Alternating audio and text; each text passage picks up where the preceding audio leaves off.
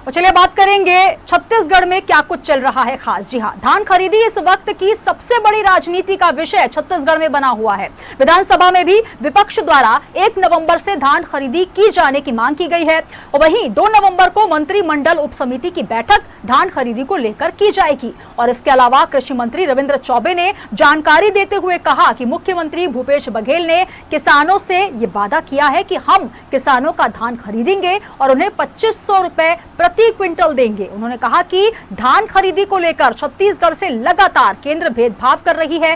केंद्र की वजह से हमें अपनी योजनाओं के माध्यम से किसानों को बोनस की राशि देनी पड़ती है और एक बार फिर 1 नवंबर को हम किसानों को तीसरी किश्त की राशि का भुगतान करने जा रहे हैं और चौथी किश्त की राशि भी वित्तीय वर्ष से पहले जारी करने की बात मुख्यमंत्री भूपेश बघेल ने कही और 2 नवंबर की बैठक में इन्हीं बिंदुओं पर चर्चा भी की जाएगी।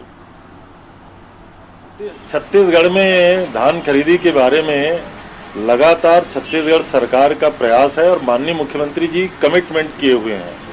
हम किसानों का धान खरीदेंगे और उनको 2500 रुपये की कीमत प्रति क्विंटल देंगे।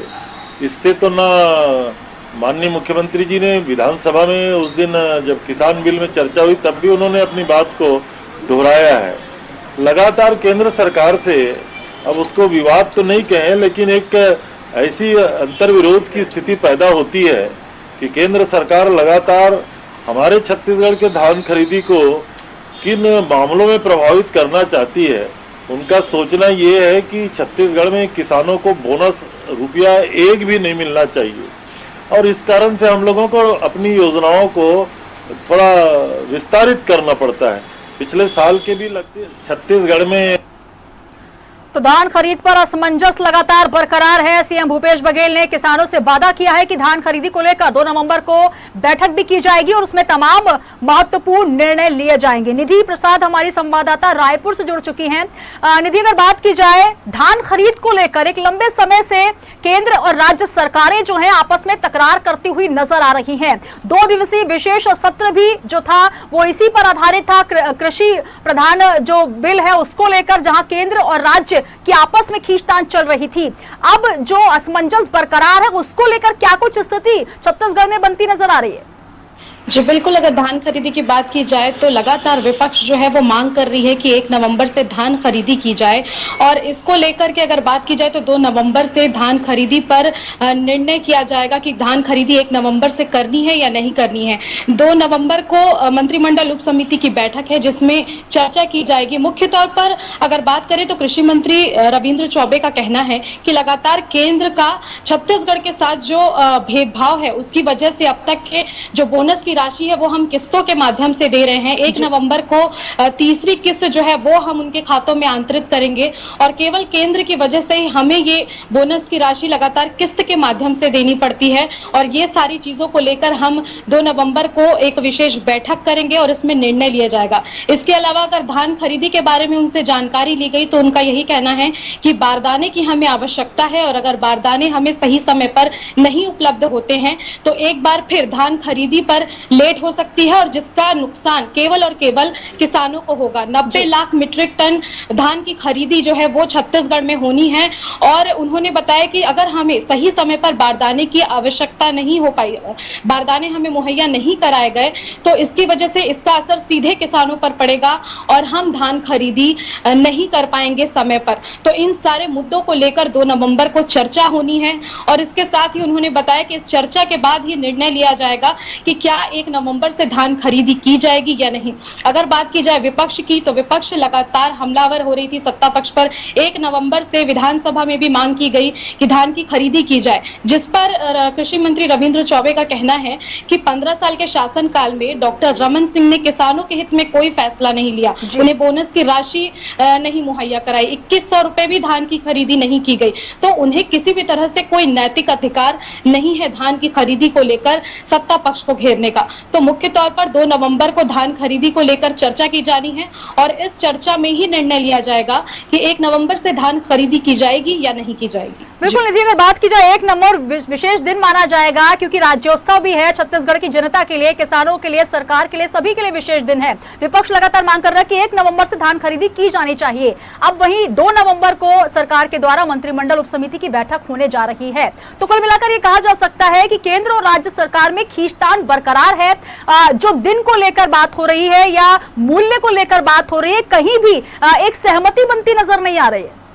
जी बिल्कुल, खींचतान की स्थिति बरकरार है और राज्य अलंकरण दिवस के बारे में भी जानकारी दी गई, जिसमें लगातार राहुल गांधी के आने की बात कही जा रही थी, लेकिन इसे साफ कर दिया गया है कि वीडियो कॉन्फ्रेंसिंग के माध्यम से राहुल गांधी इस आयोजन में जुड़ेंगे। सीएम हाउस में एक संक्षिप्त कार्यक्रम रखा जाएगा, जो राज्योत्सव का पहले का कार्यक्रम होता है वो नहीं रखा जाएगा इस बार। तो राज्य अलंकरण दिवस के रूप में ये कार्यक्रम बनाया जाएगा, जिसमें राहुल गांधी वीडियो कॉन्फ्रेंसिंग के माध्यम से जुड़ेंगे। इसके अलावा जो 7 तारीख को किसान ट्रैक्टर रैली होनी है, उसे लेकर भी अब विपक्ष जो है वो सत्ता पक्ष को घेरने का पूरा प्रयास कर रही है।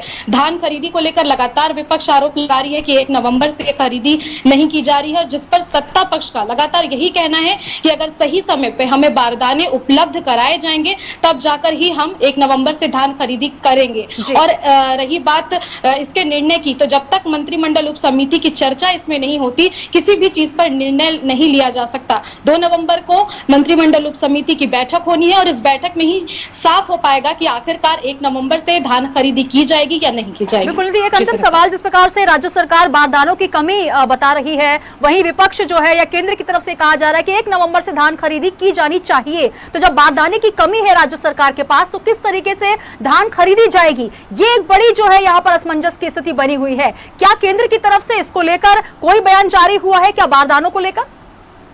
जी बिल्कुल, लगातार अगर बात की जाए तो राज्य सरकार का यही कहना है कि भेदभाव की जो स्थिति है वो केंद्र और छत्तीसगढ़ राज्य के बीच बरकरार है। इसी वजह से हम अब तक जो किसानों के बोनस की राशि है उन्हें किस्तों में दे रहे हैं और अब बारदाने की बात है वो भी उनसे मांग की जाएगी। अगर निश्चित ही समय पर बारदाने उपलब्ध कराए जाएंगे तब जाकर हम धान खरीदी कर पाएंगे, और अगर नहीं उपलब्ध होते हैं तो वापस से उन्हें विलंब होगा, जिसका सीधा असर और नुकसान किसानों को भुगतना पड़ेगा। लेकिन इस मामले में अगर राज्य की बात कही जा रही है, राज्यों पर यह कहा जा रहा है कि 1 नवंबर से धान खरीदी करनी चाहिए, तो सीधे जितने भी भाजपा के लोग 1 नवंबर से धान खरीदी की बात कर रहे हैं, उन्हें केंद्र से कहना चाहिए कि बारदाने जो है वो हमें उपलब्ध समय पर करवाएं, तब जाकर हम धान की खरीदी पूर्ण रूप से कर सकेंगे और समय से किसानों को लाभ दे सकेंगे। बिल्कुल निधि, किसानों को लाभ देने की मंशा दोनों ही पार्टियों की है, दोनों ही केंद्र या राज्य की हम बात करें, दोनों ही तरफ से किसानों के हित की बातें की जा रही हैं। अगर बारदानों की व्यवस्था नहीं होती है तो क्या वैकल्पिक व्यवस्था राज्य सरकार के पास, ताकि वो किसानों का हित कर पाए और धान की खरीदी का जो एक निश्चित समय है वो धान खरीदी भी हो पाए? कोई वैकल्पिक व्यवस्था?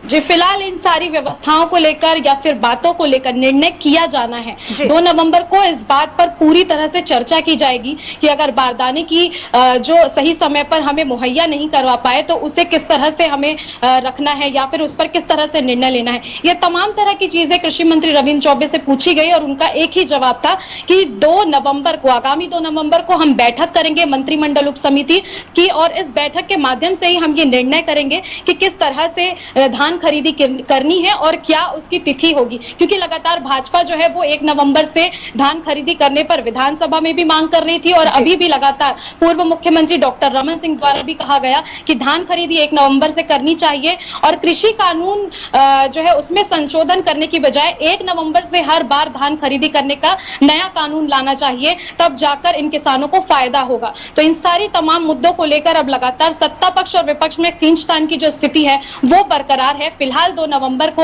जो मंत्रिमंडल उप समिति की बैठक होगी उसमें ही निर्णय लिया जाएगा कि आखिरकार ये जो धान खरीदी का मसला है वो किस तरह से वो क्लियर होता है या फिर धान खरीदी कब तक की जाती है। तो फिलहाल ये 2 नवंबर की जो उप समिति की बैठक होगी वो ये चर्चा करके निर्णय लेगी कि कब धान खरीदी आखिरकार की जाएगी। बिल्कुल, धान खरीद पर असमंजस बरकरार है। 1 नवंबर से धान खरीदी पर विपक्ष लगातार मांग कर रहा है, तो वहीं 2 नवंबर को मंत्रिमंडल उप समिति की बैठक में स्थिति स्पष्ट हो पाएगी। बहुत शुक्रिया हमारे साथ जुड़ने के लिए। तो धान खरीदी को लेकर अगर बात की जाए तो स्थिति अभी भी स्पष्ट नहीं हो पाई है, जहां पर राज्य सरकार ये दावे कर रही है कि हम किसानों के हित में जो है संशोधन कर रहे हैं कृषि कानून में, तो वहीं केंद्र सरकार की तरफ से या विपक्ष की तरफ से बात की जाए तो सपोर्ट ना मिलने और नकारात्मक रूप से लगातार किसानों के हित में काम न करने का भी आरोप राज्य सरकार के द्वारा लगाया जा रहा है। साथ ही बारदानों की कमी एक बड़ी समस्या बताई जा रही है, जिसको लेकर धान की खरीदी नहीं हो पा रही है। और किसानों को हित को लेकर अगर बात की जाए तो जल्द से जल्द अगर धान खरीदी नहीं होती है तो किसानों को लाभ नहीं मिल पाएगा, बल्कि उल्टा नुकसान ही होगा। तो खास खबर में आज हमने बात की उत्तर प्रदेश और छत्तीसगढ़ की खबरों की। कल हम फिर हाजिर होंगे विशेष खबरों के साथ, तब तक आप बने रहिए न्यूज वर्ल्ड के साथ।